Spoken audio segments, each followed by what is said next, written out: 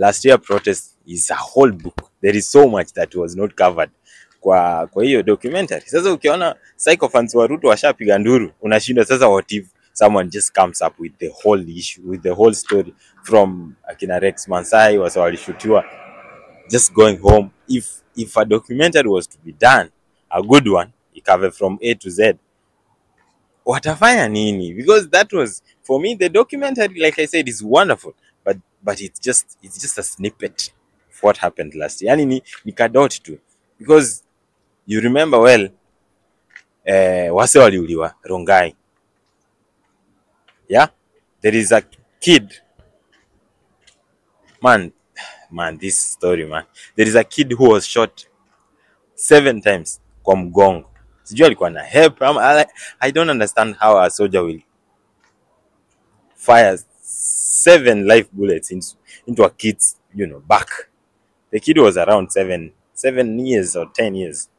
And there's that one famous interview enye Ruto alikuwa anaulizwa kama ako aware about the kid, and our president responded by asking if the kid died. Yeah, I'm not making this stuff up. It happened. Like, there is interviews, there is video evidence, all over the internet. Hiyo iko covered by BBC. There is like I said, kuna wasali the Rongai haikuwa covered. Kuna history ya Mkuru kwa Njenga, madem kibao waliuliwa wakarushwa kwa dumping site.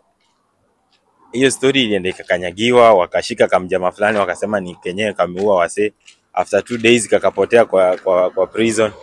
From there hata kulikuwa na reward, mwenye atamuona atapeana information about him.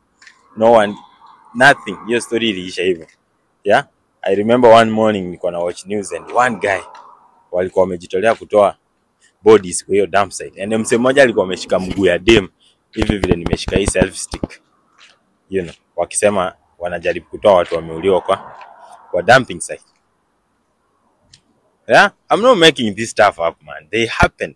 Na BBC hawaku